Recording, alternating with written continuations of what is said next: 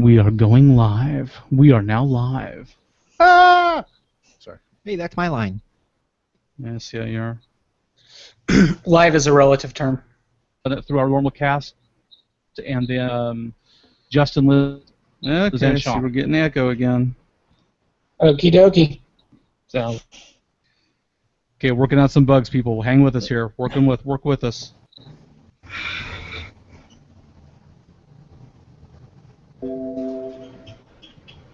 And this should do it.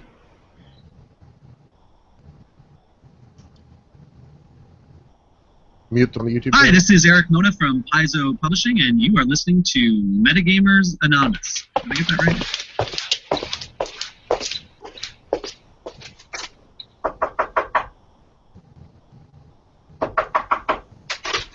The following program may contain content not suitable for all audiences.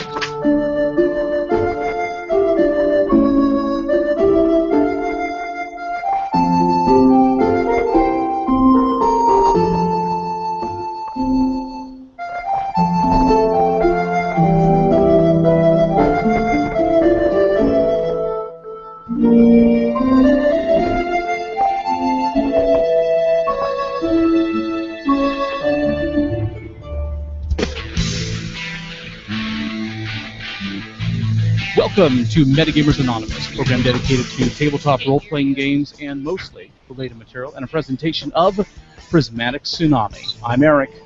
I'm Jonica. I'm William. I'm actually Jason. I'm Justin. I'm Liz. And I'm Sean. And we made it! And thank you. Welcome to episode number 100. Our centennial celebration, and we are broadcasting live on the interwebs, and I'm sure we're doing it very, very badly. How's everybody doing tonight? I'm doing swell. I'm here. That's a step in the you're right there. direction. Doing good. All right. Well, I wanted to make sure we did something big and did something cool for our 100th episode, and you know, it's funny to call it that in some ways because it's not like we've only done 100 pieces of audio and put it out there on the web. It's actually a considerably higher number. But this is our regular show, our regular roundtable discussion that started it all with the regular cast and a few of the luminaries that have come back again and again and spent time with us, and we thought that would be the best way to kind of bring in our centennial and make a big deal out of it. So I really want to let you all know how much I appreciate you coming tonight because, it's just you've all helped to make it a better show. And in various ways, I think. Glad to be here. Yeah, I think our global audience appreciates you. I'll have you know that from the moment I decided that we were going to do this live and made the announcement, the first person and quite possibly the only one who's currently on, I'll have to check, was who went so far as to point out that it would be after 5 a.m. where he's at. And he's already on. He was the first one on. He was sitting there waiting on us. So I suppose we're doing something right. Wow. Hey, Alma. Some hardcore right there. Yeah. I'm going to try and get this up where I can see it and where we don't have background noise to mess with this. But I can definitely see that he is on the chat. We do have a little Q&A function. If you follow the link that I posted on G+ and on Facebook and stuff, then you made it here. If you didn't, then you probably aren't listening to me, so it's not going to matter until much later. At which point, fuck you. Thanks for not showing up. I appreciate it. We do have a Q&A thing going on, so if there's anything you'd like to say to us, call us names, bitch at us, anything. Here's a place where you can do it live on the Google Plus page. Or you could be positive, supportive, and encouraging. All the opposites of what Eric was suggesting. Would be weird. I prefer Jason's option there. It's more likely to uphold our PG rating for however long we have it this episode. Fuck you. PG rating? What the hell is that? PG rating. It's mythical. And it's legendary. So we'll just kind of bumble our way through this, I think. First thing I kind of want to make sure and get it out there because it is a big deal.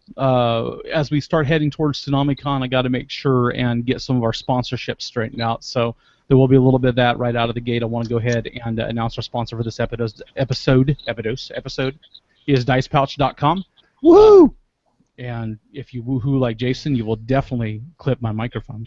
That was not me. That was not you? Was that No, somebody no, no. else? That was, That was not the real Jason. oh, that was a different Jason? That was not Was that my Sean? woohoo. Oh. All right. Was that you? Yes. God, Will, go away. Here, I'm going to turn you down. That was a Will woohoo. Visit dicepouch.com for quality custom-made dice bags designed to your specifications. The Bag Lady offers a broad range custom products. You can choose from numerous high-quality fabrics and hundreds of excellent embroidery designs. Or send in an idea of your own. Find out more on their website, dicepouch.com, an official sponsor of TsunamiCon 2015. And a wonderful individual. Yes. Yeah, and she's a very nice lady, and we were very lucky to have her come down last year. Too bad she isn't going to make it down again this year. But that's I'm looking forward to seeing her. But she's still very much being part of the show. Like I said, I've been part of the event. I mean, she wanted to sponsor us, and she provided a very cool kind of a prize for our VIG Golds. Everybody that got in during or before the Kickstarter with the Gold membership, which we're not offering them anymore, and this is one of the reasons why, because we only have so much of this swag to go around, gets a embroidered TsunamiCon 2015 dice pouch. Awesome. Sweet. So it doesn't include you guys. I was going to say, how come we're sitting here, we're doing all this work, but we don't end up with any of the nice swag at the end of it? Because I don't have to buy a ticket. Sounds like a personal problem. If you want one, hit me up, let me know, and I'll order an extra just for you, Sean. No, it's all good. It's all good. I want to go through legitimate means. I actually want to pay the woman for her work. Yeah, Sean, you We still have to owe at me this one. point. we have to at this point anyway. We've used up all the free ones we get as part of the package deal, the trade I made with her. So. Damn it. But yeah, TsunamiCon is happening. TsunamiCon 2015, October 23rd, 24th, 25th in Wichita, Kansas at the Holiday Inn. I'm actually going Beautiful. down there. Wichita, Kansas. Yeah, going down there to write a very big check this week. To thank them kindly for all the work they're going to do for us. Do you need to bring a very big pen? Yeah, I might have to. We do everything with plastic now. Actually, you probably have heard of it. We have a lot of planning yet to do. I'm not going to say we're ready for this, but we're getting there. Yeah. I feel confident. My confidence is at the 80th percentile right now. Sean is confident. That's good enough for me. I'll That's accept not that what our last whiteboard 12%. says. Well, and speaking of TsunamiCon goodness, there are tickets available on the website now. If you missed your chance to pick them up during the Kickstarter, and you want to pre-order your ticket now, you can also still pick up the Silver VIGs. We're going to do that for a limited time yet, and even the Adventures Pack, the 4-pack of tickets, available on our website at tsunamicon.org. Just go to the registration section, or you can just type in tsunamicon.org/badge. I made that real easy. Get your badge. Get it now. Yep. Badge. We don't need no stinking badges. If you want to come in, you do. We might not, but So- our fans do. One of the things I'm going to do here before the end of the show is we'll get a hotel room as well. We need to We're going to do draw what? a winner on. Give away that hotel room. Nice. Wait. I'll Here's the actually, thing, though. We should only give it away to somebody who's actually listening right now. Oh, that won't do any good. None of them are going. None of those fuckers are listening. What are you talking about? I don't know. It might Nobody be expensive for listens to Alma us. to mortgage his home and come visit. Right now, the only one we know is listening is Alma. Oh no, I guess Andrew's here. I guess Andrew's on now. Yeah. And neither of them are going to make it, as far as I know. Andrew would have to come clear from Georgia, which he hasn't said he's planning on doing, and Alma would have to come clear from Finland, which I'm pretty sure he's not going to be able to do this year. Oh, come on. But Yeah, we're but here's the definitely- thing. I eagerly anticipate the day when they do come from Finland, because it's going to be fucking awesome. Oh, it will be Yes. a wonderful, wonderful day in Wichita, Kansas, when the Absolutely. Finns are here. Someone who doesn't mind my anecdotes. There had to be somebody. You know, you should probably go to a doctor and have somebody take a look at that. Check that out. Andrew says we had a PG rating for the first episode, like 7 minutes. That long? Yeah, I'm really kind of impressed, actually. Yeah, that before was the first time I ever said there goes Jonica our fucked PG it all rating. up. She does that. I think she does it intentionally. I never fucking would. And No, Vix is on you here watch too. your fucking mouth. And here we go again. It's all potty mouth now. Hi, Vix. So I like that it's always the girls messing up the potty mouths here. We're the fucking ones who fuck everything up. Fuck. Jonica's Jonica's the entire reason we had to give it a explicit tag at the beginning. When we And first this started is the why show, I we're was like, friends, Jonica. I was like, do we? I like F-bombs Can too we much. do this very radio? I mean, I've always done very radio-friendly radio over the years, and she's like, fuck no. So okay. It's a fucking podcast. It's not radio. My wife, the tell potty me about mouth, everybody. You know, at least you know where you stand, right? It's very true. Well, we will do that. I've got to make kind of a list here at some point during the show, and we'll come up with a way to randomly draw a name for that. Kind of dig it up. How's everybody? I don't know. I could put some names on a piece of paper and just sort of randomly draw them for you and tell you. No, guys. It's a gamer podcast. We have to roll it off. We have to use dice. Yeah. But if Yes. we use dice, I can't slip my name in there. I was kind of wondering if that's where you were going. Well, No, you don't need... it's easy. Liz will be 1 through 19, and Sean can be 20. Wait a second. This is not fair. There is no equity in that. Dude, you guys both already have a room. Oh. Oh, Sad. oh shit. Okay, so Jason can be 1 through 19. Yeah, there you go. Wait a minute. and Jason's wife can be 20. you thought you'd never get So your wife to 21 come to to a 100, game con. we'll use percentile. Hey, if we got a suite, she would come. Yeah, We well, might stay in the suite the whole 3 days. yeah, cool, I think.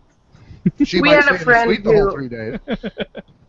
We had a friend who took his wife to Gen Con, and she did. She hung around, and she did shit in Milwaukee, and she stayed in the hotel.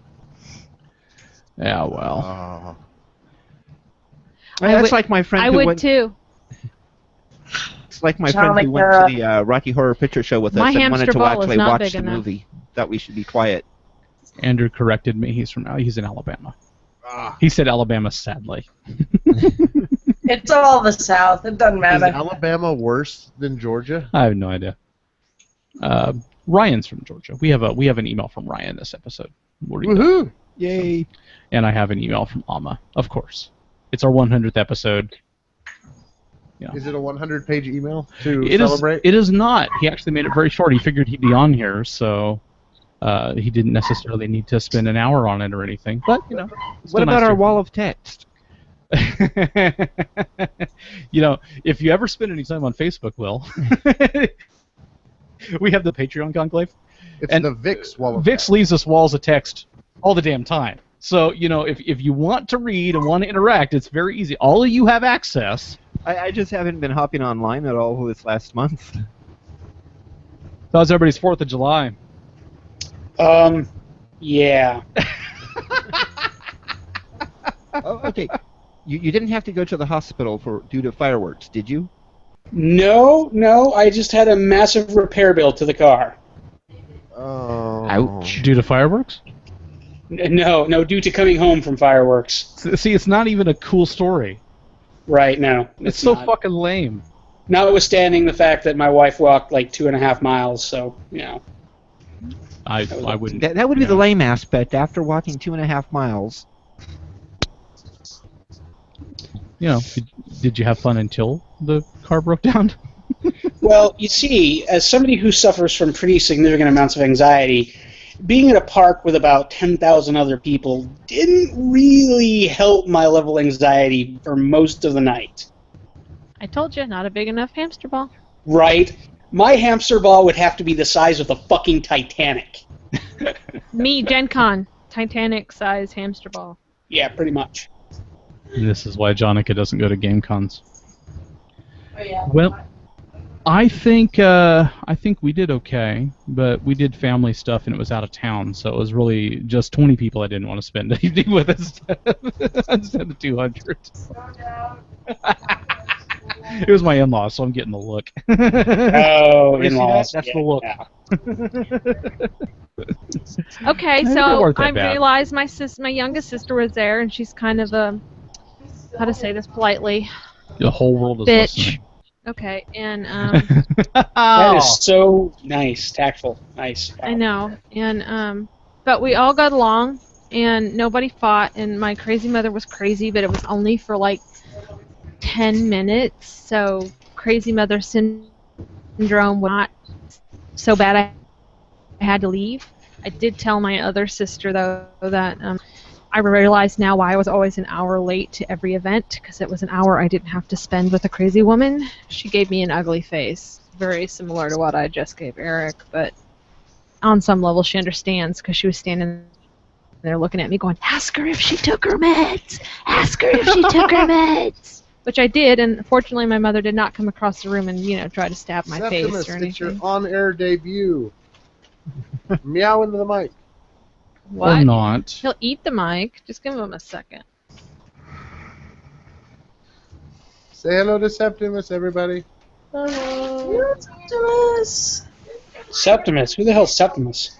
That is Nira's Septimus new is cat. Nira's kitty. Oh, that's right. Nira got a cat. Hey, Nira, you want a dog? No, Hey, Andrew does not hey. want a dog. Hey. You go before the dog does. Your challenge is accepted. So should that have been Nira? Do you want a new Sean?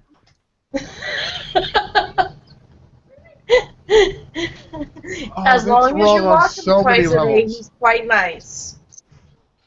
I do That is dishes. wrong on so many levels.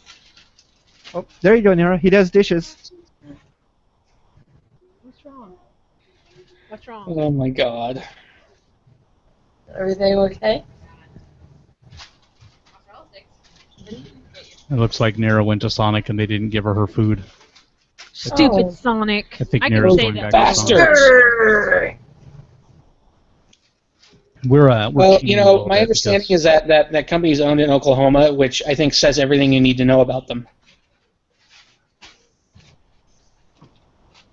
You should go back and tell them. That was a dig at Oklahoma for all you slow folk out there. Oklahoma. She's very perplexed because she doesn't like confrontation. Aww. Her hamster ball isn't big enough either. Her hamster ball is very small. Okay. Moving right along. Go Fine. ahead and talk a little about why we're actually here today. So, I kind of wanted to be able to discuss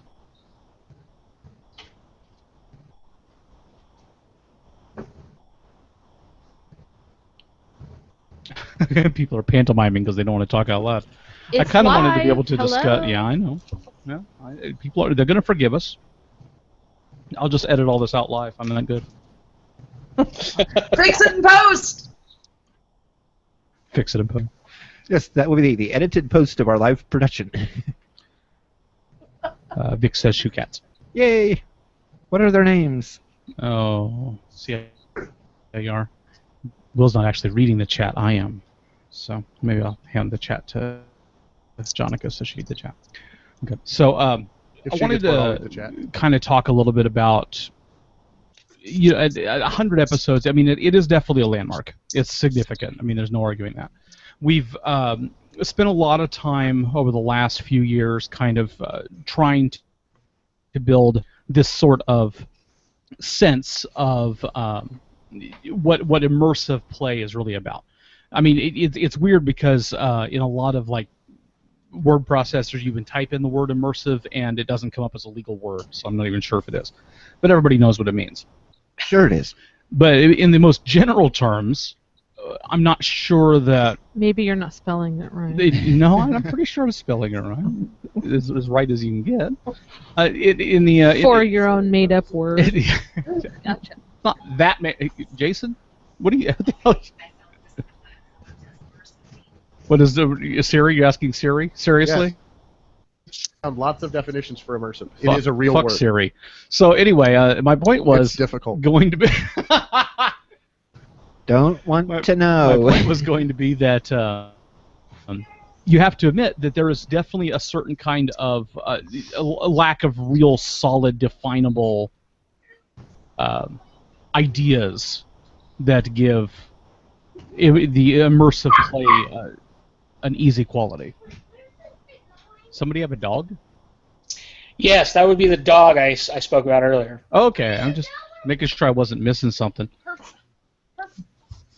Okay, we're. Food didn't get. She's going back to get her food. She'll be back, I promise, and then she'll play Minecraft with you. Please quit. Yeah, Now all of you get to see exactly what it is we edit out. So, and why we don't do shows live. I love you. She'll be back. I promise. Of course, our studio is also our living room, as those of you who are watching can tell. Sometimes it's the kitchen. Sometimes. But I like the living You Bigger, mean better, your it's studio certainly is a cooler. living area? What the hell? You got to work with what you got, man. Some of us just aren't independently wealthy anymore. So, you know, since a Is there recession. ever a point where anybody was independently wealthy here? It depends on your definition, I guess. Eric and I were no. independently almost comfortable once. Once. Once.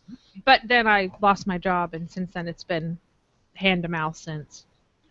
I really don't really have much of an idea where to start when it comes to trying to put a simple definition to it, and that's why I thought I'd kind of bandy about with you guys a little bit, because we value the idea of immersive play as this kind of linchpin, this hallmark of what we do, and so I think it's worth noting that in the long run, we're kind of left to make up a lot of what it means ourselves. And when you say it, people kind of get it. You know, we talk about immersive role-playing. Okay, the idea is what? So you get into character, you try to do things not to break character, you try to get into a mood and stay there. But, you know, we definitely have carried that to the umpteenth degree from there. You know, you're trying for characterization, you're trying for story, you're trying to find your way into the narrative and minimize the things that take you out of it, and more importantly, minimize the manner in which things can take you out of it. You know, I had one person, I think it was Crazy Ivan, who had commented. Let me pull that up here before I say it, because that would be kind of not cool to kind of credit him for a comment and it was somebody else's comment, or you know, get it completely fucking wrong, like I don't know what I'm talking about. So let me pull that up here. I was looking for suggestions for episode 100 here last week, and what he said was, given that so many folks will be joining remotely, perhaps a topic about running games online, which, you know, is something we've talked about before a little bit, while holding on to the characterization you like so much. All the maps and tools and stuff available to online games, seems like it would be easy to get caught up in mechanics online play and difficult to hold on to deep interaction. He says that he knows for him, even using minis in person tends to make the game less about role-playing and more about role-playing. Breaks my immersion, turns the experience into a board game for me. I would have difficulty with online play given all that stuff that's involved. And, yeah, I mean, we talked about that a little bit. He and I are on the same exact page.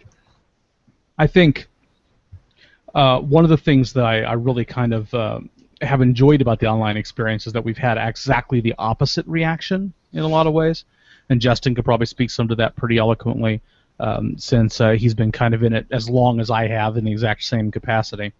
But I guess the thing I would say that I really enjoy about online play is actually it creates less distractions for me. Fewer distractions, and that's funny, isn't it? Yeah, because I mean, I'm not, you know, it's so easy to get involved in side conversations when you're sitting at a table with people, you know, in the real life, and you get distracted by any number of things that are going on around you. But when we do the online thing, you can't just have that side conversation because you're stepping over somebody else's, you know, role playing.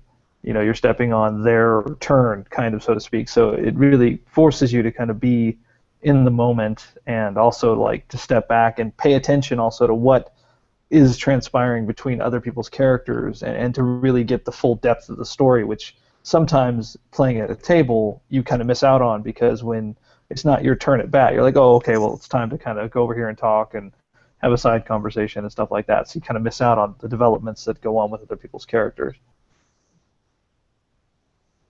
It's not particularly forced or anything either. I think that one of the things that people kind of wonder is if that means that you'll find it restrictive because you suddenly have to when you say stuff, and you do, but since it's something you're all kind of adjusting to pretty organically, I don't think it's caused us any issues with that either. And you still have plenty of, the role playing is still pretty organic. Sometimes people talk over each other. It's what you do when you're having conversations. That's fine.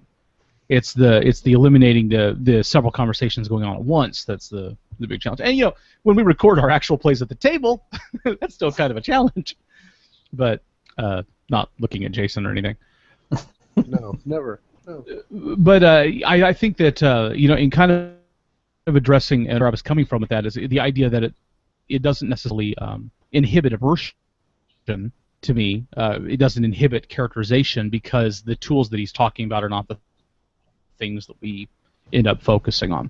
So really I can't speak to the experience strictly the way he's talking about, because we don't use a lot of the maps and the minis and stuff in the online environment. I mean, I have a little bit, but not with a will, not excuse me, Will. Yeah, I'm not involved at all. I could be out for a smoke right now. not okay, I get the picture, I get the message. I just think that it's its own kind of animal, and you just kind of get used to it. Well, thanks for walking over my answer. I appreciate you, baby. Just keep talking. I'll just sit here quietly and you go just ahead. Go. No, you already said it. Why should I have to say it again? Maybe you should because we think you have a pretty voice every once in a while so other people can talk. Okay. Yeah, since you're sitting to my He's gotta left, breathe and sometimes. not even in my peripheral. He doesn't. It's like he breathes as he's exhaling words. He's breathing in through his ears or something. And I was like, Stop saying words! and I kept opening my mouth, waiting for that second when he was All just right. going to pause All long right. enough. I could go, well, we don't really use all those tools, so if you didn't use the maps and you didn't use the little minis and just do what Eric does and put up like a big picture to give you kind of a mural-y sort of It's environment. almost like you guys think alike. And then the man just keeps going, and then he says it all. So I don't think I'm needed on this podcast. I'm I think sorry, you're did you? mistaken. I'm just gonna go do some Have a smoke break. homework. I'll just Donica, don't go. I'm not gonna go. I'm just giving him crap Wow. because he was worried that none of us would talk, and he'd have to do all the talking, and he couldn't do any of the chatting or anything, and he can't get a I word think in we all know that he edgewise. likes that. Wait a minute. Eric can't get a word in edgewise? No, we can't get a word in okay, yeah, that I can edgewise. believe. And I'm Andrew back here actually, going- I'm sorry. Andrew actually had a point that it is actually when you do want to use minis, it is easier in the online environment to get everything set up, which I'd have to agree with. I mean, whenever I've set up anything, I don't know, Eric, from your perspective, since never mind, he's talking to his child. I'm so sorry. No problem. He's 6, so you know how that works. Oh yeah, I'm sorry, I know were you- exactly how it works. Were you talking to me? I'm sorry. I didn't think I was needed. No, Jonica no. obviously can handle hosting duties. I mean, He would you say actually- that it's easier to set up the mini maps whenever you're using the online play? I mean, would you say that the online environment does make it easier to facilitate that sort of thing? Yeah, to a certain degree. I think that if we did it a lot, then it would be second nature.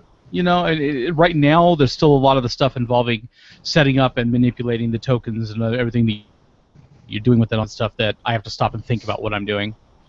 So I mean, that would probably make a difference if it was an environment that was kind of typical for us. Since it isn't, I find it still pretty disruptive, especially when I got too much other shit to keep track of.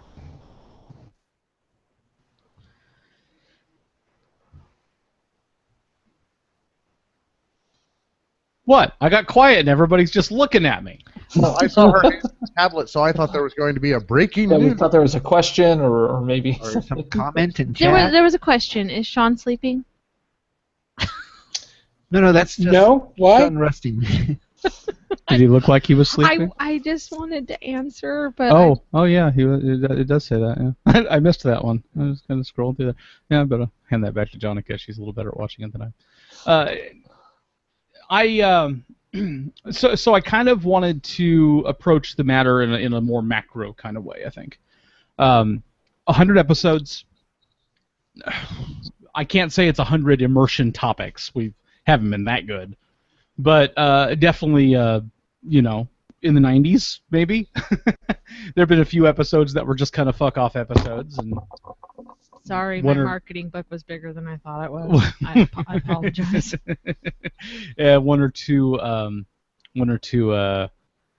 interview episodes and stuff like that where we focused on other shit.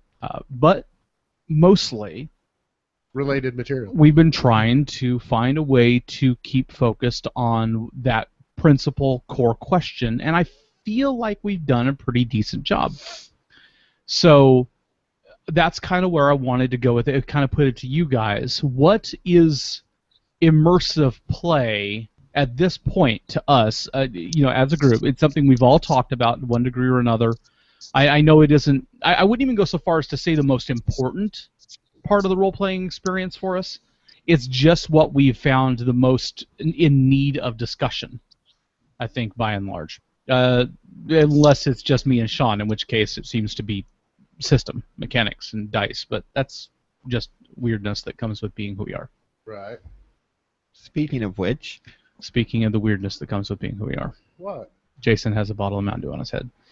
So, At least his nipples aren't black. That's Wait, the other wait. Jason. I heard nipples. What? So he was asleep. And now you have it. Yay! That was the other Jason.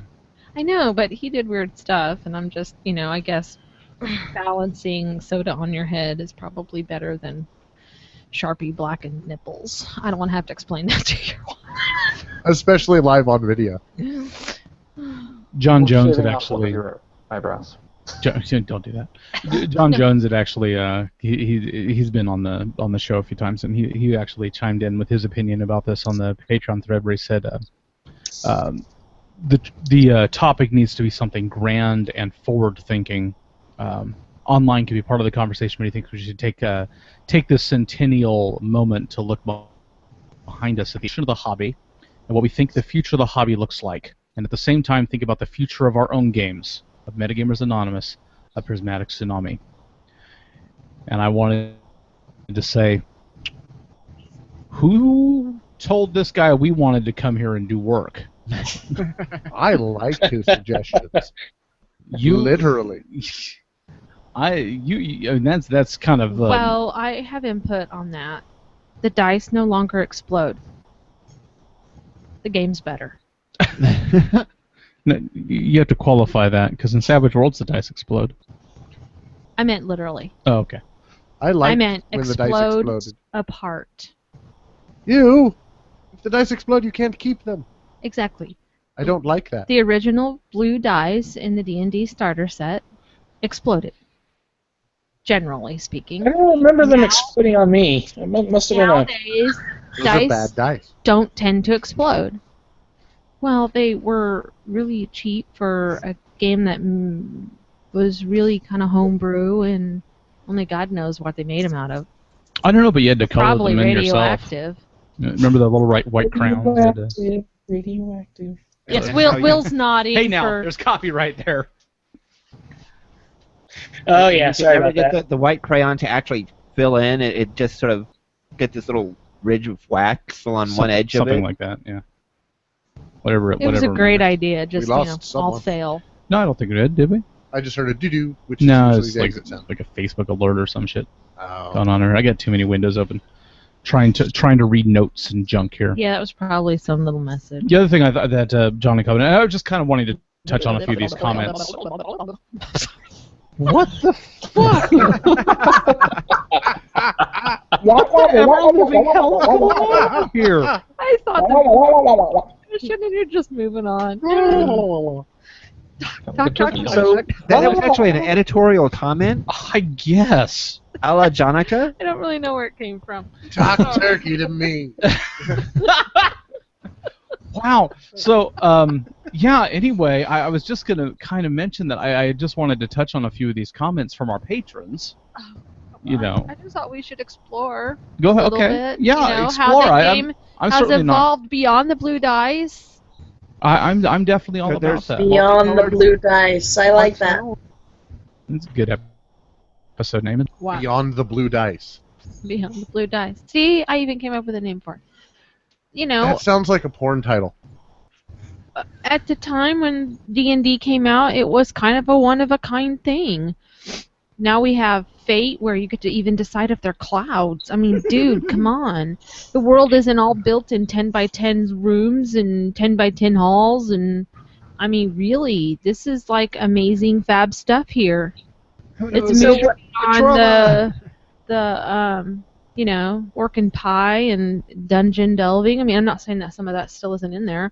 Even in immersive games, there's still some orc and pie. You know, you're gonna go somewhere and you're gonna kick some ass. You're just gonna do it in a character developing, roundabout, scenic, gonna go to 14 different countries before you get there kind of way.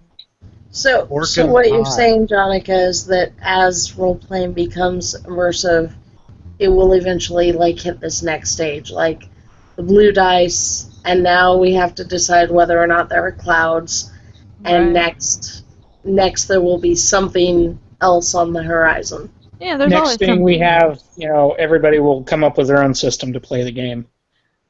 I don't know that that's the case. I'm just saying that it has truly evolved from stuff, you know, where things were every single thing that you did or thought or was written down by the DM to now you can determine whether or not there are clouds. Whether I like that system or not, it is out there for the people who want a low maintenance, low rule, easy to play game. And Jib is coming to TsunamiCon to run some Fate, and Jonic is required to. Yes, I will Play in play this in it, and I'm so I will in that. not ask if there are clouds. I will not. I don't See- care if there's clouds or not. I'm not asking. We'll just bypass that completely, okay? And I know we've gone round and round on this at various intervals regarding the whole narrative control thing, and you know I'm not going to chime in on that yet. But for me, at least, the immersive role play is almost necessitated on a solidly built world, which I don't necessarily always believe the players can do very well. Not that I don't want my players to, but does that make sense? I think you just outed yourself as a complete and total fucking control freak. Hamster ball. As a player, I don't want to control my universe. That's my DM's job.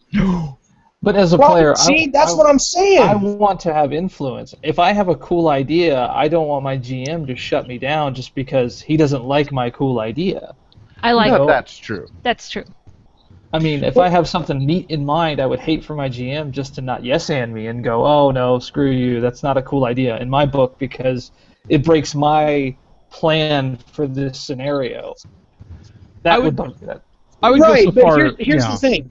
Here's the thing, man, and I get that. I totally understand that. But part of in my mind, part of the idea of an immersive world means that sometimes you're not proactive, sometimes you're reactive. And sometimes those well-laid plans that you have don't come to fruition, or you have to change them up and adapt to them. And I get what you're saying, and I always like to have players who control that kind of thing. For me, it has nothing to do with best laid plans.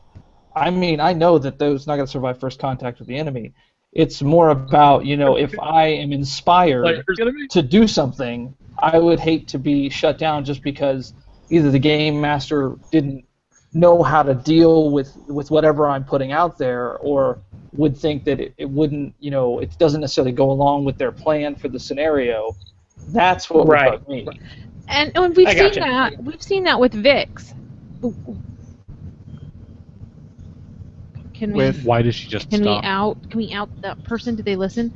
Anyway, she's listening. I think that's why not she Vic, I paused. meant the other people in her gaming group.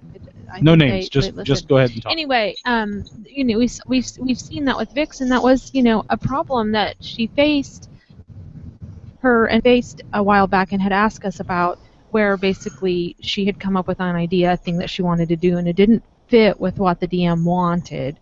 He expected them to do another thing, and when she didn't do it, he kind of blocked her out of the game after that. This was the elevator ride to The boredom. elevator scenario, yeah, where she just got stuck Yeah, on. Yeah. and that's what we're talking about. When you come up with a cool idea, and I've seen Justin do it a lot, so I know kind of what he's talking about. He's a very creative person, and he'll come up with stuff, and he'll say, I want to do this cool thing. And Eric's usually pretty good about handling that, but not all DMs are. And it used to be that you kind of, if you were playing with a DM who was kind of a grognard, if you had a cool idea and it wasn't his idea, you better just forget it, because he was going to tell you no. He's going to shut you down. But I'd like to think that people who usually do the immersive stuff are more willing and more open to saying, yeah, that's a cool idea, Justin. Let's do that. But there may be a consequence for that, or I definitely think that this. I guess it wasn't yes, but it was yes and but. These are the kinds of issues that have definitely. They've come up in a way that has given us reason to kind of examine what we like or don't like about the narrative in our games. And I very much am a traditional GM in a lot of ways. I have a lot of ideas that are based on that traditional relationship. My job as a game master is to develop a world, is to help guide a story, is to lay the groundwork for that story, is to bring in. Are you detecting a noise problem? I'm getting all sorts of low back. Yeah, it's some kind of a windy problem here. And his microphone is really, really. I can't really pick him up at all. Hey, Jason's? Yeah. Missing one. There we There I go. am. There He we go. wasn't. He just wasn't talking into it. I When he gotcha, was looking okay. at me, he turned his head. So, does somebody have a fan or something, or breathing on their mic or their receiver or whatever you guys are using? Is there any chance that that's going on out there? Because there is a Well, noise. there's a fan there. I don't know if that's bothering it or It's not. that fan's been going for a while though, and I haven't this heard is any new. problems before. There. Okay, that Okay, sounds apparently still Liz was breathing heavy. And Liz. Wow. No, it's I'm in the hallway and it's my air conditioner.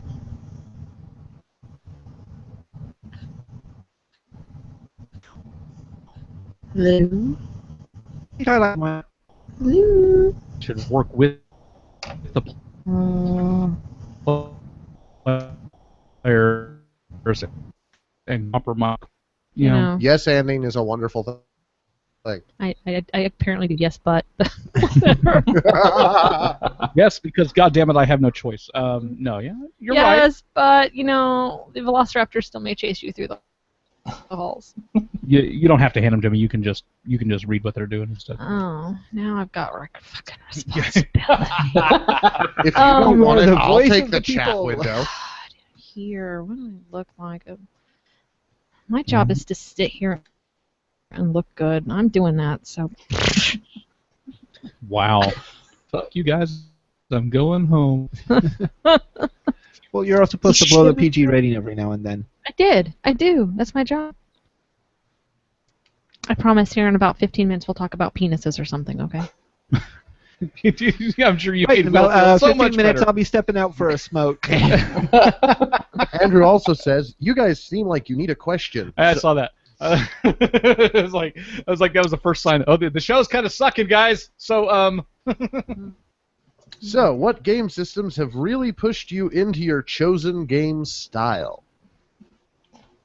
Okay, there's a kind of a broader kind of question for you guys, because when I first saw it, I didn't mean to skip it or anything, Andrew.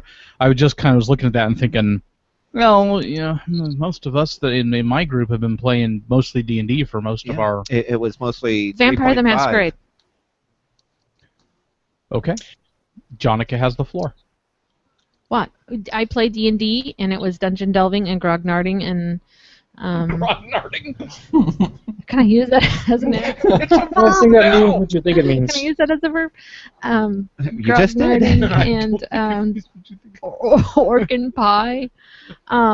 Very just about, going in the dungeon, kicking down the doors, taking the loot, living to see the next day, and then, the 10-second adventuring day.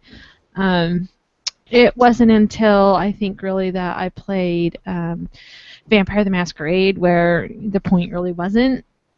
I mean, it was a political. I suck at political intrigue. I'll be truthful. I mean, I'm not any good at Vampire the Masquerade, but it was the first game that I ever encountered that introduced the idea that the point was not to go in, kick down the door, kill shit, take the loot. That there was something beyond that, and that a social interaction might have value and importance. I think that depends on the age of the people you're playing with, because I've overheard people talking about their games of Vampire the Masquerade, and they were all about the diablerie and. I mean, that was in there, and we were in our early 20s. I don't know, but I played with grognards, but the game's just a lot harder to do that with, and we had a lot of social interactions that we were forced into, having to develop your character in such a way because you had your secret identity, and then your nature versus something that everybody else saw. And, humanity or whatever. I can't. Yeah. So somebody out there still plays this game. God damn it, Sean! Would you not just sit there in the corner? Come on, man, help me out. You're my twin. Vampire. Right. Well, Vampire wasn't really my game per se, but I do get where you're going from. It was, sorry. It is a pretty good game for that. What have you been playing lately, Sean? Shit. What's that? What have you been playing lately? I'm just curious. Oh Jesus! Yeah, wow. I have been playing Vampire. God damn it. Yeah. Okay. Anyway. And now he's frozen in terror. We broke him. Yep. Well, I thought the question was what game got us into immersive role play, and Vampire wasn't my game that got me into immersive role play, but Vampire is what I'm playing now. So what game did get you into immersive role play? GURPS, of all things. Ooh. What? We said immersive. Yep, I shit you negative. GURPS.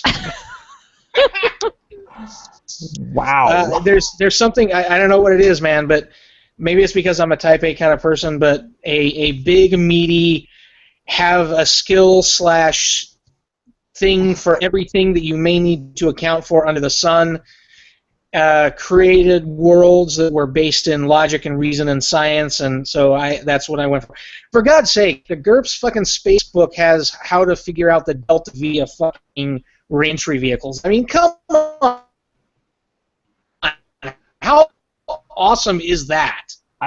That to me doesn't really spank of immersive role playing when I'm sitting down with my graphing calculator and getting out my protractor and trying to factor all these numberoids in, and that doesn't really put me in the mindset of being like, yeah, I'm into this shit.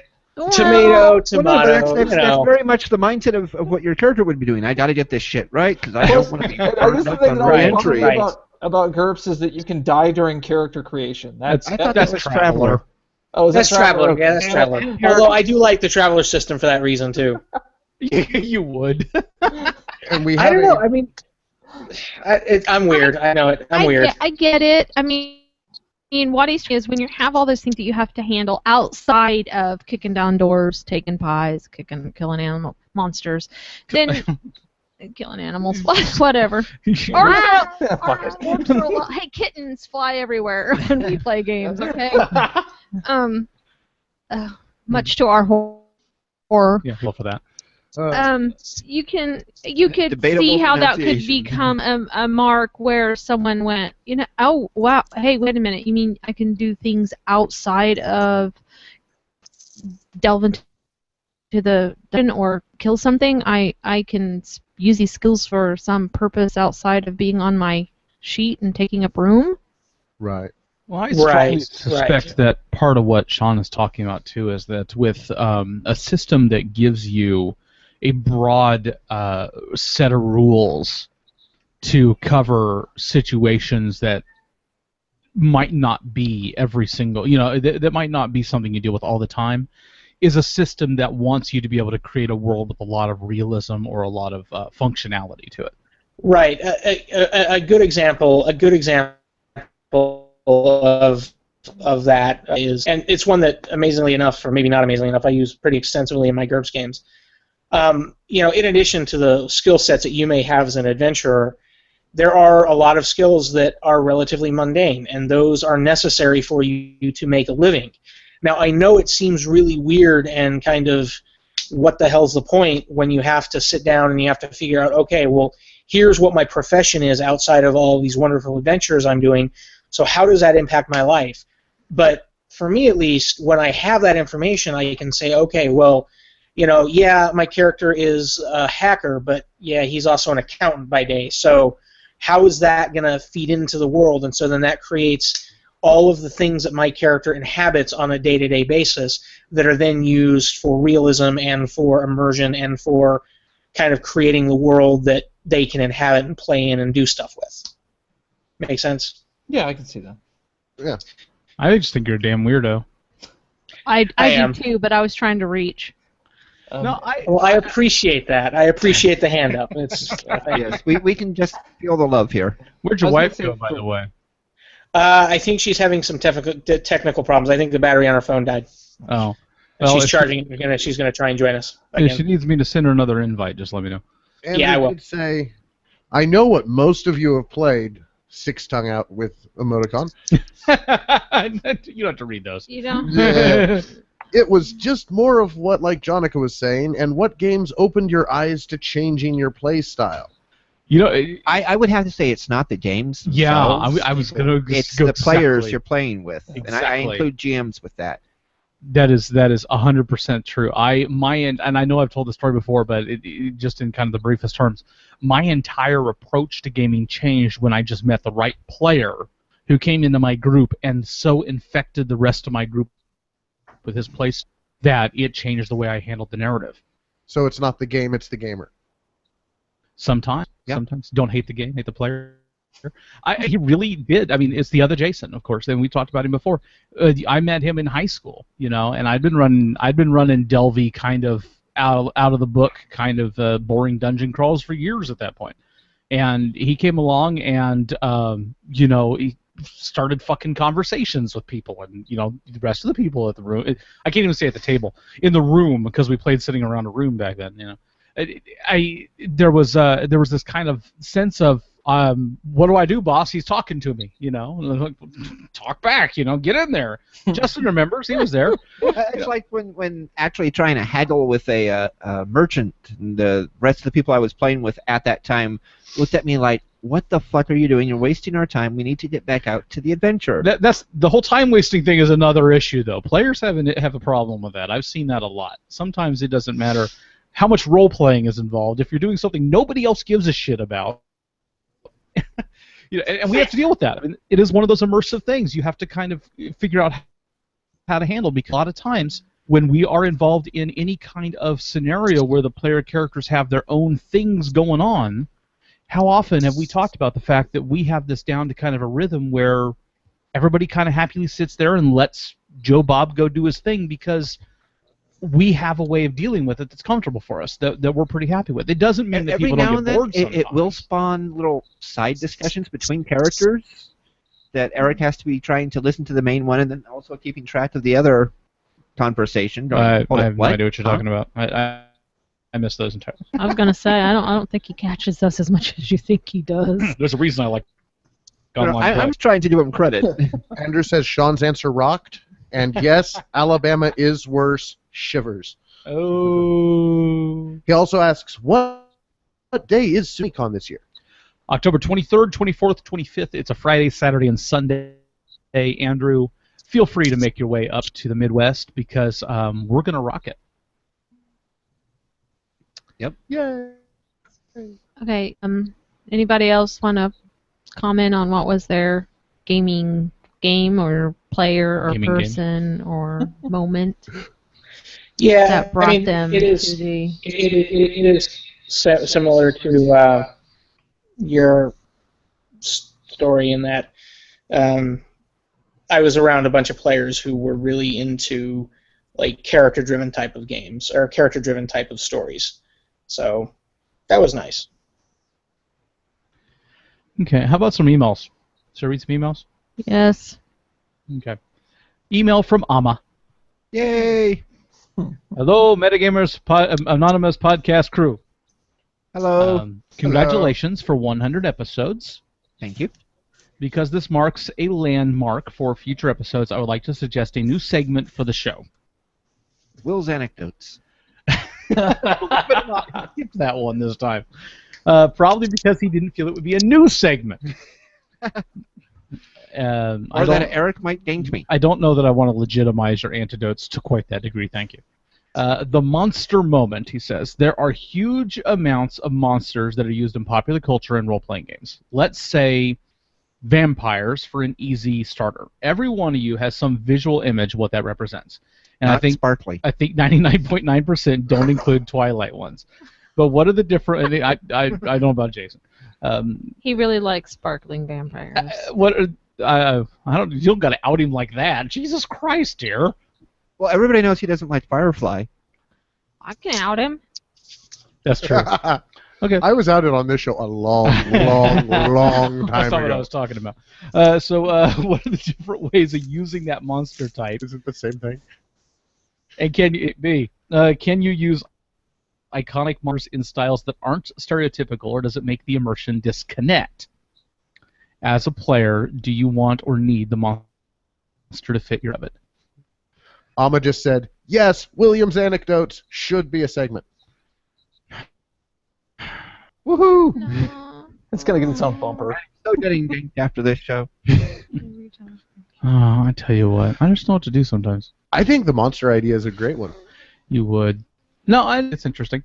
I like the core question here. What because we talked about like we did an episode once on archetypes. Yes. Did I say it right? I believe so. I don't remember. Archetypes or archetypes? People just understand. Go with it. Okay. There is an advantage to using images and ideas that people already have in their head. And believe it or not, it's the same advantage, in my opinion, or not, you're changing it up significantly. On the one hand, you could be... Were you just thumbs-upping somebody through the camera? Maybe. Dear God, Jason. Ignore it. It's not really there. They're not here. They're... Okay, They you are can see it. here. Okay, he's looking at it. When you use some sort of stereotypical idea to inform your players of the elements in the game world, in the narrative, you get to shortcut things a lot. If I say, well, you enter a medieval village, there's a stream running through it, there's a little bridge, there's a tavern, people are singing.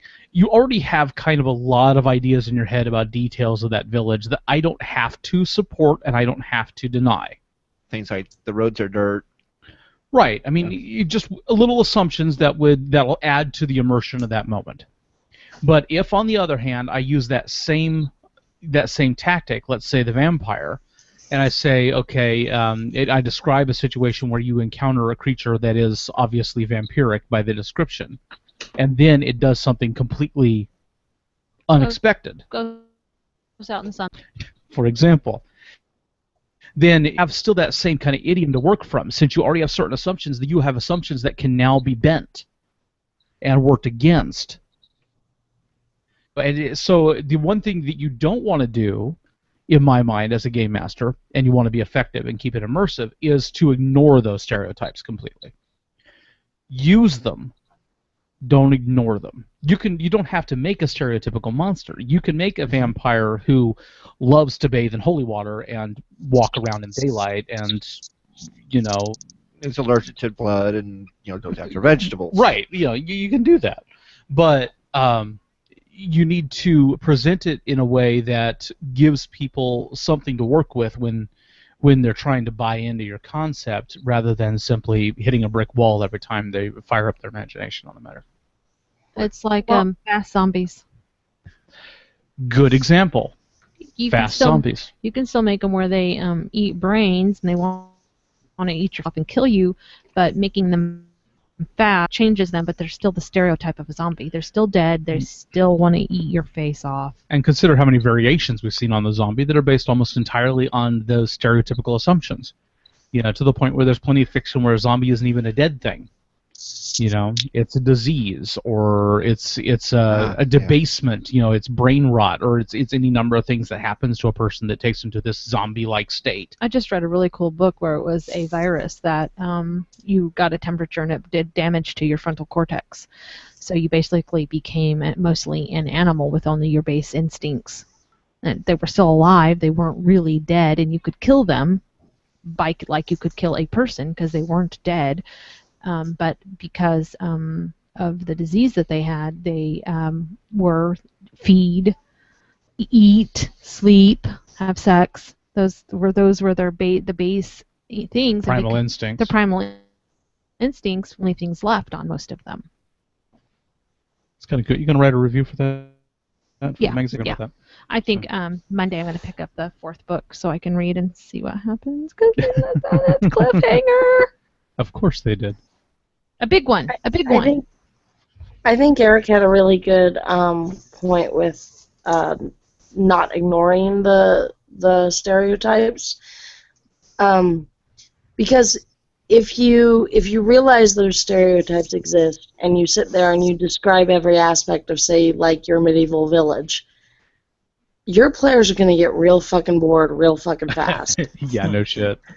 You can't just say, oh, well, it's got a dirt road and there are colorful wagons getting in the main street and there's a tavern and it's called, whatever, and that's so boring, and I hate it when DMs do it. And we used to call it, back in the RPGA days, we used to call it save versus box text.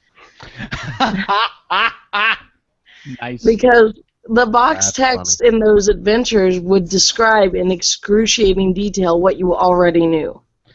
Oh, my favorite part was the box text in the old classic adventures would describe in excruciating detail these things, and then 3 paragraphs later saying, "Oh, there's a monster running at you across the room." Right. Like you had a chance to take all that shit in first. So there's a really lovely lace something said tablecloth. for acknowledging the stereotype and just letting it ride. Yeah, and there's a really powerful factor there too, because you can highlight the differences, and the contrast will do a lot of the work for you. If I know we've gone a long ways from his vampires, but if you mention the medieval village and they're walking in town, you can say, "Way." One interesting thing here is that you notice that despite the size and apparent poverty of the village, the cobblestones are in perfect repair, and there appears to be a working sewer system. People go, "Huh?" That Yeah. doesn't sound like a medieval village there. So it overlays some element of the narrative with something that's already in their head, and they'll start looking for ways to define it themselves without you having to lay out a mile worth of boxed text. Save versus boxed text. It's pretty good. So, Alma's email continues. If I can pull up the page again. Sorry about that. This isn't a long email because if everything did go correctly, I'm in the online live audience when you read this. But as always, some info about Finland. Yay! William asked if I know Sabaton. Sabaton. No. But heavy metal and other forms of metal music is popular in Finland. A few Finnish metal bands: Stratovarius, Children of Bodom, Nightwish. That one I know. Yep, heard of them. And Lordi. Lordi. I'll go with Lordi. I don't know. Jason asked about if the fish slapping really happens in Finland. Remember Fish while you're slapping? looking at me stupefyingly to use your microphone, Jason. Oh, no. In Monty Python, or Spam-A-Lot, the Broadway musical, it starts off with a song about Finland, and it talks about the fish slapping song, where girls slap the men with fish, and it's a kind of a courting thing. Oh, okay. And so I asked if fish slapping was a real thing or if it was just a Monty Python joke. No. but there are a few odd competitions that we do have in Finland. Wife carrying. Yeah, that's what I'm talking about. After each of these, he put the Finnish words for it, and I'm not going to bless you guys with my attempt We're to not pronounce going them. to destroy your language that way, Alma. Swamp soccer. Swamp. I love the name. Swamp soccer. Boot throwing. Mobile phone throwing. And That must be a recent innovation. And sitting on an ant nest. Sitting on an ant's nest? That's what he says. Man, they do it hardcore over there, don't they? That sounds like a Korean torture. I was go big or go home in American, Finland, man. Or a Japanese game show. Or a Japanese game show. Or a Japanese game show, yes. There used to be a championship, Asana, but it has been canceled because of a death incident in at the 2010 event, which I remember. I remember talking about that on the radio, actually, in 2010. So it's kind of funny that he mentioned that. Finnish people are very competitive. There are also a few normal sports that are popular in Finland: hockey, Finnish baseball, soccer, racing. Amma. Yay. So, thank you, Amma. You get a golf clap. Because you didn't mention golf, so I figured I'd at least do that for you. Email from Ryan. Hi, Ryan. Congrats on the 100th episode. I've enjoyed your anecdotes, your in-jokes, and your overall love of gaming. See, anecdotes. At least one of those you had to do well. Now, some facts about Georgia. Which is not Alabama. True. The native language of Georgia is honking your horn. Wow, It's believed to be one of the most nuanced languages in existence. The state bird of Georgia is the thrasher, hawk, falcon, and brave. The Atlanta Braves are moving a few miles out of Atlanta to a suburb of the city, either because of tax rates or because racism. Martin Luther King was fucking awesome. If you want to play a lawful good hero, well, MLK probably wouldn't have done much smiting, so he's not a good model. But I'm damn proud to live in the home city of America's best peacemaker. There are something like 37 roads in Metro Atlanta named some variation of Peachtree. You can go down and then take a left onto Peachtree. I've always wondered about this. I worked for the Postal Service, and I worked in an encoding center for like 3 years, where any mail that the machines can't read for some reason, we had to handle encoding on. And I would Peachtree seemed to like the only thing that came out of Georgia. I mean, everything said Peachtree on it. I would always thought maybe they just only had one fucking road. Maybe the whole town was one road, but that explains it. His next point is I actually hate peaches. During the Civil War, Union General Sherman burned Atlanta. Apparently the locals did not like that. And in retaliation, they made the city a complete fucking maze to navigate. If a road is straight for more than a mile, you're just inviting an army marching through. By contrast, when Sherman's march to the sea reached Savannah, the locals threw him a party and invited him to stay in the nicest house they could find. Savannah today still has a lovely grid pattern into its streets. White Wolf, creators of Vampire the Masquerade, Werewolf the Apocalypse, and lots of mediocre goth LARPs, started in Stone Mountain, Georgia, just down the street from Atlanta. They were burned to the ground by Union forces. I'm going to go edit Wikipedia now to make this true. I always wondered what happened to Mark Reinhagen. Now I know. Ah, shit. Keep up the good podcasting. I hope I can afford to visit your convention this October, which would fucking rock, Ryan. Yes, indeed, it would. I do appreciate you buying a GM badge during the Kickstarter. Get to use it. P.S. When you get to Zeitgeist, drink out of the tea kettle. You fucker. Don't give anything away. Thank you, Ryan. Don't drink out of the tea kettle. Don't drink out of you guys will forget it. I'll get this your to memory. fan Don't page ever started drink out of the tonight. tea kettle. Jason, it doesn't matter. Eric knows we'll be watching for a tea kettle, so he'll change it to something else. Oh, you think I'm like that? Yes. Yeah, I'm kind of like that. Ass hat. Thanks, Ryan. That or Appreciate he will expect us not to meta.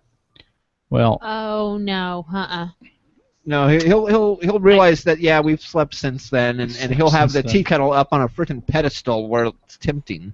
The world of Zeitgeist will suddenly become filled with tea kettles. You just can't not, right? I mean, that's the whole deal. Here, Just we've got can't some beer, not. but I'm going to serve it out of a tea kettle because that's the only pitcher we have clean. Every beverage comes in a tea kettle from now on. I ordered a flagon. Why is it in this tea kettle?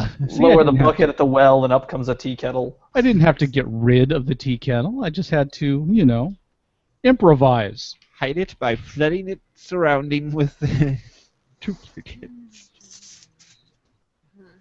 Okay, well, I tell you what, before we move along here, I'm going to go ahead and take a quick break so we can, once again, catch our breath here for about 60 seconds or so, and That means go pee, by the way. give a moment to our sponsor and all that. So, and we'll be back to talk about, stuff otherwise largely unimportant BS, I think. That's not really coming on. Let's go ahead and get the music. There it is. Be right back.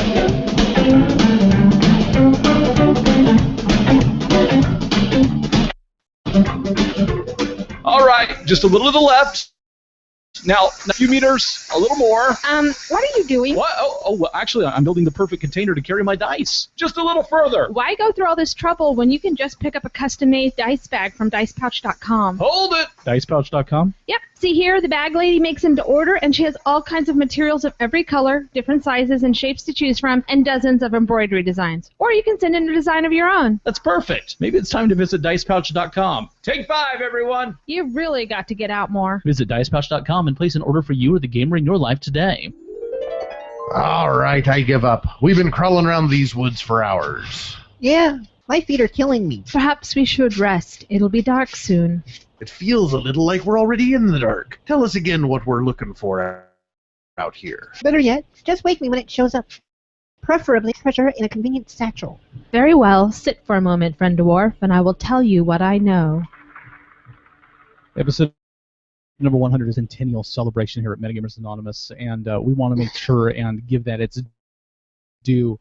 It just so happens that completely coincidentally, this episode fell on 4th of July weekend, which I think we can all appreciate just how appropriate that is at the moment, despite Sean's terrible, tragic weekend festivity.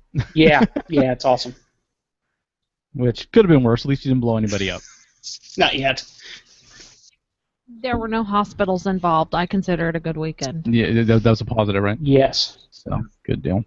Well, I think one of the things that has kind of not necessarily been overlooked, I think, in the course of character development, but we could stand a little bit because I think it's interesting, is one of the things that we see so much of around this time of year here in the States, and I'm sure that given that some of our listeners are European, that there's analogs to this in their country as well. Probably, obviously, everywhere is different, but is the level of patriotism we see. They're just kind of bleeding from American pores everywhere you look. Even people that don't necessarily go out of the way to be patriotic most of the year are the more than happy to celebrate some feature of it around the 4th of July. And I don't necessarily just mean the blowing shit, although that's kind of par for the course. Right. Lots of fun. I think it's an interesting sort of. I don't want to diminish it in any way, referring to it as an affectation or something similar. But it kind of a thing that you don't necessarily see frequent into character concepts, but it definitely has its place in society. And I kind of fun a little bit to kind of talk about where we may or may not have seen that come up and how it can be used to develop character immersion. Because there's no real mechanic. Yeah, nothing to give it kind of. It's not like an alignment system or something, which has presumably moral repercussions and things like that. Yep. I think in most games you don't really mention a national affiliation, at least certainly not in any modules you come across that I can think of. Right. Well, I mean, there are some notable exceptions to some degree. Obviously, we've run the War of the Burning Sky, and the characters in that had very much a national kind of affinity. Yeah, Yeah. you know, it was a politically charged game at some level, even if the characters weren't. It wasn't necessary for them to be deeply involved in the politics that were going on. You guys kind of were. Yeah. But it was definitely a situation that fell more along party lines than than even religious or Yeah. moral lines necessarily. I mean, those were there. You play it up. It's what you play in a fantasy game. You know, it's kind of the way it goes. But have you ever gone out of your way to kind of build a sense of patriotism or the duty to king and country into a character's? Actually, yes. In fact, it was my first character in the Zeitgeist game. Oh, interesting Which choice. was part of why he made the decision he did. And he's already bid it in the AP, so we can actually talk about that now in the part that's actually on the air on the internet to listen to. Yeah. Krishan was very patriotic, very So- devoted to his country. So I don't know that I actually it's funny this almost slipped by me. I hadn't gotten a chance to talk about this, but way back in episode number 7 or 9 or some shit back in the days of yore for us over 3 years ago, we had an interview with Ryan. It's how he became kind of associated with the show. Interestingly enough, our association goes back a bit further than that because one of the cool things about being an adventure writer in the internet age was, since we were tied into that global community, he could find people that were playing in his adventures and read about their exploits or whatever. And I happen to keep up with the War of the Burning Sky stuff. Whether they were mangling jewels or... So at the time we got him on the show to talk about our War of the Burning Sky experience, and his talking about Zeitgeist kind of encouraged us to give that a shot. Mm-hmm. And this was well before we started it, but So he even said, indirectly that caused the death of Krishan. Thanks, Ryan. "Oh, more than you know," and avoidably for that matter, at some level, because he actually pointed out to you guys in that conversation, which you guys were all there for, that there was this thing that happens at the end of the first adventure, in which you end up confronting an opponent that is seriously badass, that is hugely higher level than you guys are, that can do serious damage to the party in very short order, but is so ridiculously wounded by the time he gets to you that if you could just get a lucky shot in, you could take him down. And by the time this actually happened in the game, that wasn't exactly something anybody remembered, which I thought was kind of funny. How, in our defense, it had been 3 years. Oh, not but by the time that happened. It was 3 years ago now that we had that interview, but Oh, whatever. So it's more than closer a to year. 2 years. Don't Yeah. believe him. It was forever. No, Forever. So go ahead, go on with your story though. Poor Krishan. Poor Krishan. I Ran into the I big don't bad want guy. you to think I was interrupting your anecdotes. Oh no, I would never suspect you Everybody of get trying comfortable. to squash my anecdote. Will is talking. Okay. Thank you, Jonathan. Feel free to do that again. No, yeah, go ahead. But no, I was up the example of Krishan and how patriotism led him to make the choice of trying his luck against that guy without really letting the probable consequences that he was expecting Stop him. deter him. Yeah. Well, and he was a veteran. Yeah. I was going to One of say the, solid didn't really matter to anybody that listening unless they know the setting, but If they're playing the Zeitgeist campaign. He was which is a actually pretty fun. veteran of the Years conflict that nation had been involved in years ago. Between Danner and Breiser. And he made a decision on the spot that was based on the fact that he couldn't let king and country potentially suffer for not taking action right at this moment, even though it may be his last. Probably. Yeah, won't be he his was not last. going to fail his mission to his king and country, regardless of the fact whether or not he thought that he was going to get killed. And he did. Yeah. And it Brick was played sad. dead. Yeah. Obviously, Brick was not as patriotic as Krishan. Because Brick saw Krishan go down and went, oh look, I tripped. I guess it wasn't quite that bad, was it?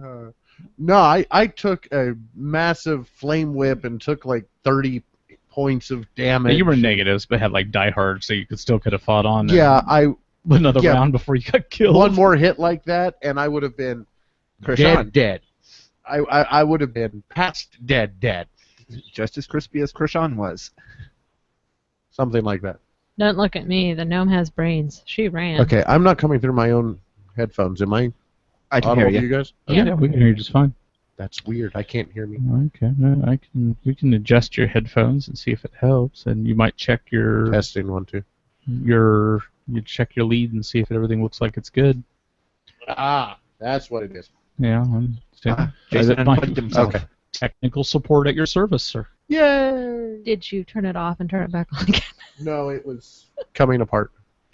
Yeah, remember, if you do have any kind of questions, comments, or want to get part of the conversation, or want to divert us onto a different topic, you do have that little Q&A feature on the feed right there. If you hit the little Q&A button on the video. I just noticed a comment, Burning Sky Campaign, ? From Andrew. Ooh. Pretends to listen to the show? I have no idea what he's asking about there. The Burning Pain. What is that? I mean, like your entire first season, you talk about that stuff, like all Pretty much nothing else. Yeah, it was. No shit. There we were. No shit. There we were. Do you know who we are? Oh my god. Have you ever been to the fire forest of an Minotaur? It changes the man. It changes a man. Oh, seriously, good mojo there. That was a great campaign. Sad that we didn't quite finish it. No, we had real life pop up and be a utter bitch about it. I'm still glad we didn't. Yeah, well, in the end, when we could have gone back to finish it a year later, it was like, The War of the Burning Sky for us is James Dean and Marilyn Monroe combined. Yes, it wound up with died Jason young breaking his and will always pantheon. be perfect in our memory. Nice. Can't argue with that. And it gives me a great opportunity to tease Jason about breaking his pantheon. Oh, and a big throwback to quite a while ago. I just noticed a comment. Jason wears his outings like a badge of honor. Ain't no mofo gonna take his couch. No mofo his couch. Wow. Had to get that one on here. Nice. Yeah, I think the as far as when they're posted or whatever, it can vary because like you can vote them up or something, and so they'll get like higher in the precedence. I don't know. They're all tied for +2. I don't know. Do we actually? What do we have? Like 3 or 4 people on right now? That's what I'm. James is technically supposed to be on, but I haven't seen hide nor hair. Loser. I've only got comments from 2 people. Well, we've gotten the comment from Vix about the 2 cats. Although, did she ever say what their names are? Vixama and Andrew have all been on there. Andrew. So, what about you, Sean? I know you've run a lot of politically charged games. Do players ever build any kind of patriotism into their character? It's curious to me that it's such a central part of our culture, and I realize that's a particularly American thing in a lot of ways. I mean, by virtue of some of the games that I play, I do tend to have a lot of characters. Even in my D&D game, the D&D world that I play in generally is it's the Warhammer Fantasy world, where nationality is actually a pretty important part of each character. So you've got like the Bretons and you've got the Imperials, and there's a lot of interplay and a lot of history between them. But even outside of that, I mean, play Shadowrun, you get to deal with all of the various nationality issues with that, and it's all pretty. I mean, we do a lot with it, just because it seems to be kind of a central theme a lot in our characters. I wouldn't say, other than a few exceptions, that I've had any characters who've been very, very like gung ho, patriotic in that regard. But I have had a couple characters. In fact, I had one character in a D&D game whose entire kind of life revolved around trying to reestablish his kingdom and spreading the word of his patron god, who was basically dead, or at least waning in power so much that nobody really worshipped her anymore. So that kind of became like one arc of a long-term campaign. So. Always curious whether or not people think to include include the ramifications of political affiliation in the character's core makeup and even if they do, if it comes into play much. Because it's definitely something that, and I know it's kind of a funny thing to talk about because it's not something we sit around and I don't sit around with my friends and talk about how great America is. America. My friends are primarily lower to lower middle class Democrats. So we're not exactly living the high life and thinking how great it is. I mean, you know, it is what it is. Come on. It is what it is. But it's still patriotism. I think has a strong kind of pull for anybody that's grown up in it. Yeah, it's interesting though, because and I guess it goes back to I don't. This isn't a commentary on anybody's particular political affiliation. Sure, it is. No, it's not a commentary on anybody's particular political affiliation, or even a kind of an attack on the idea of nationalism. But a lot of my games have utilized a lot of racism. I mean, I think it's part of the human condition. And so a lot of the games in which there is a high level of nationality or nationalism also are games where racism is a very prominent theme in the game. Interesting counterpoint. What about you, Justin? You've been playing the Lord Commander for a while now. Do you feel that he is very politically motivated, or, you know? I mean, I think that's a big part, is that, you know, he's sworn to king and country, and he came back and put himself on the lines, you know, in an attempt to be faithful in his vow that he made to his country. But, you know, shit kind of went sideways. He really did try, too.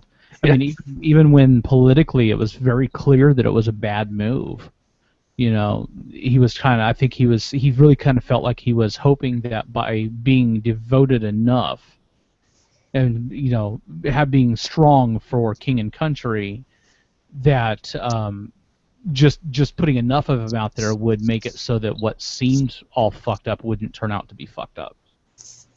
Yep. You know, that maybe the king had come around if there's a strong example, or maybe things just weren't what they seemed, or what have you. Right. That, you know, he could prove his loyalty and possibly fix what had obviously gone sideways already. But I just wondered, you know, if he felt he was a patriotic man or not. I think he's devoted more to the ideal of what he thinks Antares can be more than he is to what Antares is. Okay. I think he really has, you know, because they've been 15 years away, so in his mind it's still captured in antiquity when it was at the height of its grandeur, and when it was still a place to be revered and spoken of proudly, you know, in other nations, and to come back and find what it has devolved into really was very, I think, impactful to him. Very, you know, he's become jaded, I think. Well, that jaded quality, you know, is on the heels of the rather climactic close to book 1, so which we'll get to that soon enough. I've been trying to get them out there a little bit. The APs are more steadily getting posted now.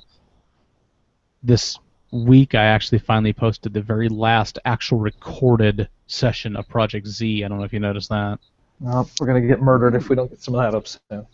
Yeah. We have to do some more gaming on that one, but I like Project Z. We have a politician in the group, and there's no politics whatsoever in that game. Good stuff. Yay! I like the group dynamic. It's a lot of fun.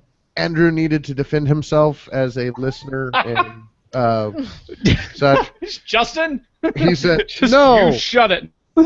Now I was in your question in regards to what campaigns that you did that might have political shit in it. Most damn anecdotes are from BS. BS. So wow. He does know Burning Sky. He was answering the question for us because we hadn't. And I thought of another game that had some politics in it. Jonika's Dinosaurs on a Spaceship game. You call that politics? Wow. Well, That was the captain's descent into madness, so the security officer was preparing to blow the ship to take him out of... the security officer was dedicated to country. That's true. He was a military man. He was. He was a military man who would have done anything that he was ordered by the country The captain was not. No, And that guy was your cray character, cray. Eric, was motivated not by politics, but by corporate greed. Oh, yeah. And therefore played on the other aspects of the other people. Here's an interesting take from that. Military people are kind of an entirely different animal in that regard. Because patriotism can certainly play into it, but there's a lot of mixed reasons for dedication in a military life. More than just political affiliation or patriotism or even service. Sometimes it's about having a disciplined life, or it's a way out. Yeah, or the security of following a chain of command. You know, and there's also the family tradition aspect. Traditions, yeah, good point there. That's one I kind of ignored when I was a kid. My father was a soldier, and his father was a soldier. Oh. We're Gen Xers. Everybody's father was a soldier, Will. My father wasn't a soldier. My father wasn't a soldier. My father was a gypsy. What? That was a great place for a cutoff. The listeners didn't quite catch that, Sean. Hi. I have feet. I like toast. So I mean that's another place where you can use that as a motivator. It can be a complicated one, I think, in character, and probably I don't know. I mean, I don't know about Jason. Will and Jonica have both played military characters at different points in different genres. You know, all of Sean's characters are military. It's what even he does. his NPCs are military. Kind of ridiculous. In every game. Pretty much, yeah. All of them? My go-to character is military or former military. You don't strike me as a terribly military guy, Sean. Yeah, you would think that, but that's why he plays them in game. Right. Somebody once said that you're 90% of the person you want to be in a game. So there we go. Interesting. I did like your Scottish military game and military man in the game we played at the Burrow most recently. Oh, what was that? That was oh my God, what game was that? Good Lord. The Dirty Half Dozen. The Dirty Half Dozen. Oh, that's right. Yeah, that game was fun. That game was a lot of fun. That was so good. I'm sorry, all I remember from game day is bad attitudes. That's the most recent one. yeah, no, that's what we're talking about. That was my most recent one too. I just wasn't in the bad attitudes game. I was in Sean's Dirty Half Dozen game. See what you missed? I know. I had to work. I'm sorry. You should. Yeah, you missed a bag of cats. Maybe next game day that won't be an issue. Bag of cats.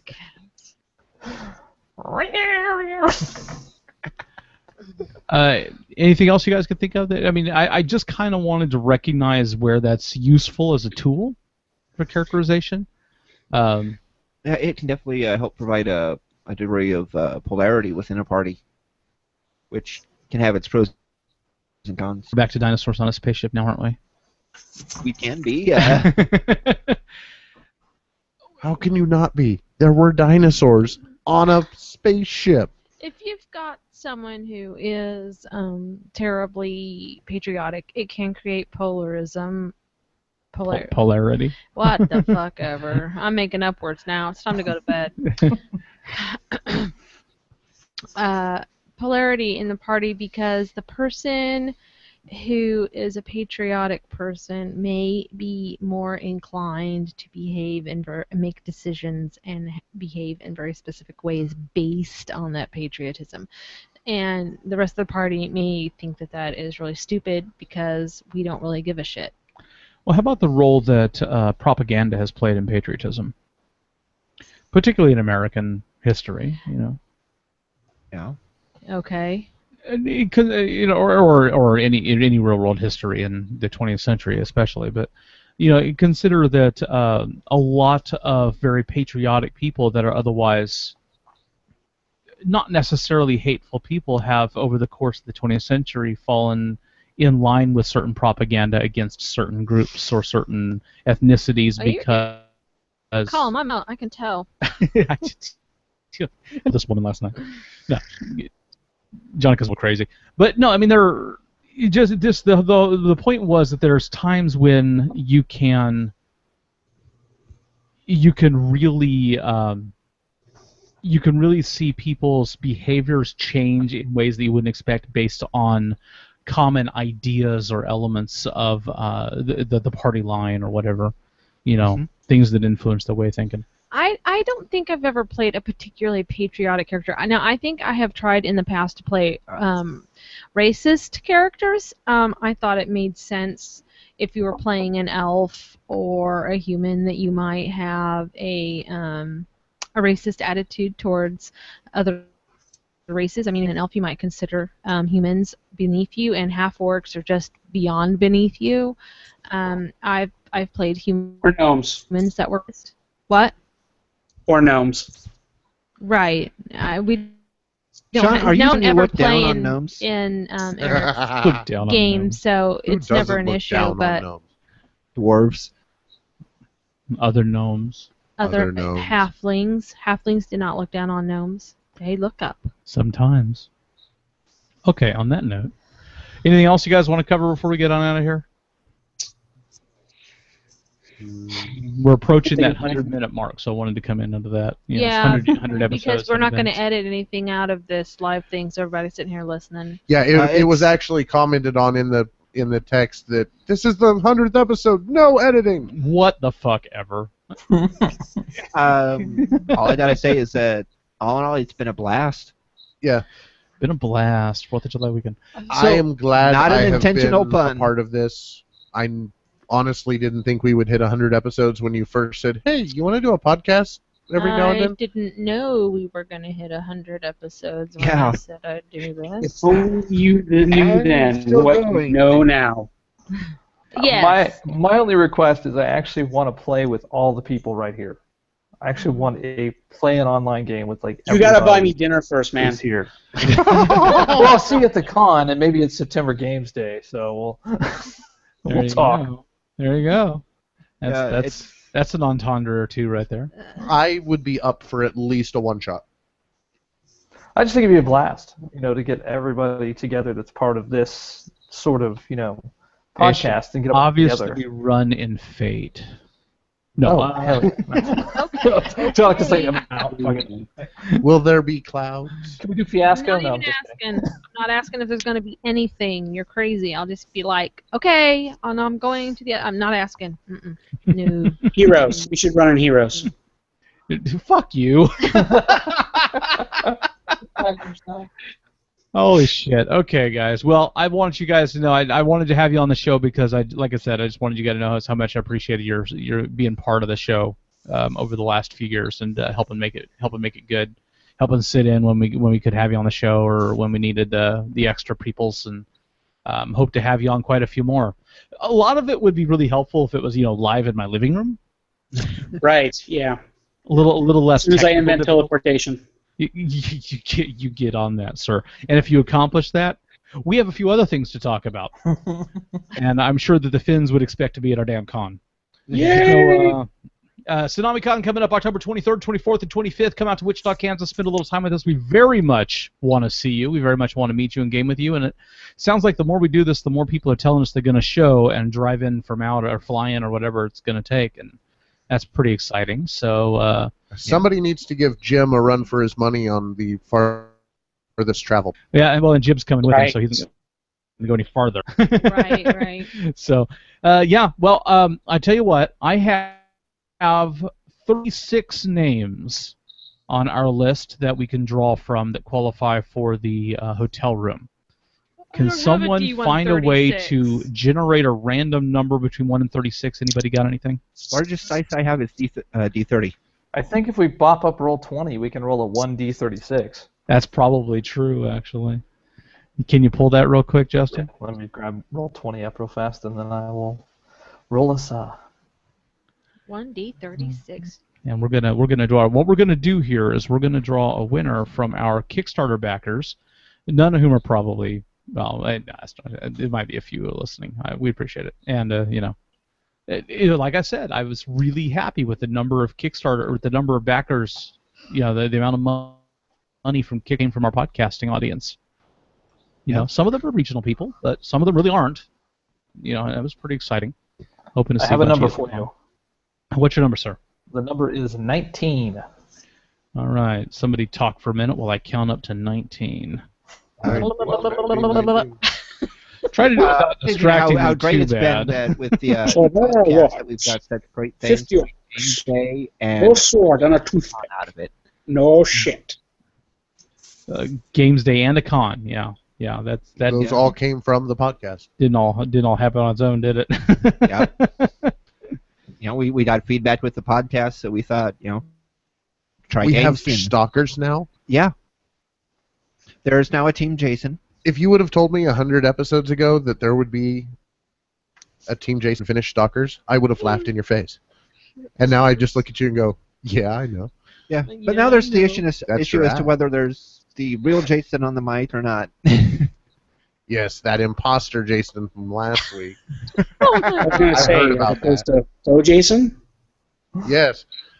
Apparently, one of the guest hosts last week decided when they were closing out the show to panic and go, and I'm Jason!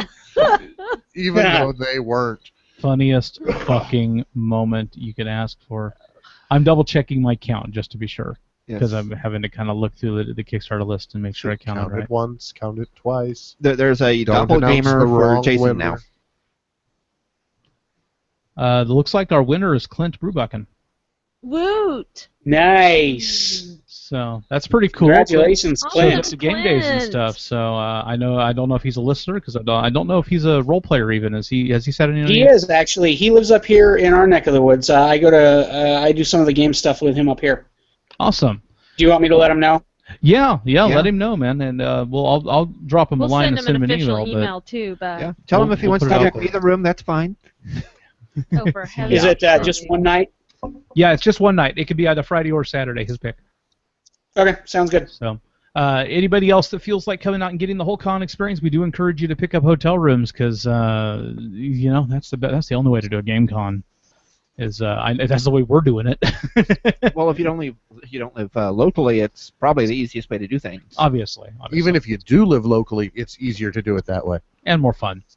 Because you get to crawl in a bed at the end of the night, get up and go back and do more gaming in the morning. Yeah, you just have to ride the elevator back down. Come Now, on. do they have to purchase it from your block in order for you guys to get credit for it, or anybody who stays in the hotel that's attending the con? As long as they know they're for the con, then we'll get credit as far as, because if we book enough rooms, then we get some price breaks on the venue. You could do us a sub too if you book. Yeah. It does take quite a few before we get any breaks, so I'm not really, I'm not making a huge deal out of that. But every little bit helps because we have to book quite a few just for our staff that are coming from out of town and shit. Well, when we came out there 2 weeks ago, I stayed in that hotel through Priceline for $50 a night. Oh well, I'm not giving you quite that good a deal. No, I'm just saying through Priceline. As long as I can let them know that I'm for the con, after I book it, I'll just say, yeah, I'm for the con.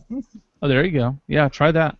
I'm pretty sure as long as you're there for the synagogue. Yeah. I think what I'll do is I'll book it and then I'll make sure that it's double beds as opposed to one king because I always call after and just say, hey, I'm there for this convention. You make sure they know. Yeah. We do have a housing block unless of course you want to go Justin's route, which I would totally understand. We do have a housing block, and the rooms are they're it's about $20 a night off of their noise, so it's still a pretty good deal if you want to book early. But just let them know. All right, well, thank you guys, really appreciate it. No problem. Thank you. It's been fun. And we'll definitely do some more of this down the line, and hopefully get with each and whenever we can, and make sure and have you on the show one way or the other. I want to go ahead and thank everybody once again for spending some time with us tonight live. If you have the chance, that's really fun. Really appreciate it. And be sure and tip your waiter. Feedback at prismatictsunami.com is the best way to tip your waiter. We do have a tip jar there, too. Not exactly where I was going with that, but... yeah. So feedback at prismatictsunami.com. If you want to ask us any questions, join the conversation anyway, just kind of basically be a nuisance. We like you, so I think that's a fantastic idea. Spend with us on the show. We'll read your emails. We like doing that. It's a whole lot of fun. Even if they're just fun facts about the state you live in. Yeah, absolutely. That was kind of awesome. Or to call us, what was it, disappointed drama queens? Or Yeah, or to criticize us. No, that's cool, too. That was the funniest part of the show this week, was Brian's article. I feel like we're kind of lame. So thank you for listening all the way through to the end of episode number 100 of Metagamers Anonymous. I'm Eric. I'm Jonica. I'm William. I'm Jason. I'm Justin. I'm Liz. And I'm Sean. Good night, everybody. Good night, episode 100. Where's the confetti? Yeah, I'm trying to get my We don't have those little poppers. I mean, they're not really fireworks, right? Hey, I got the theme music going. Woo! Nice. Woo! Everybody sing along.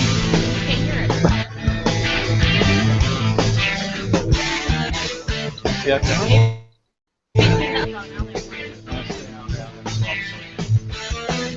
Yeah. We're still live. Well, we'll stop that in a second now. I'll make sure I do it mid-work.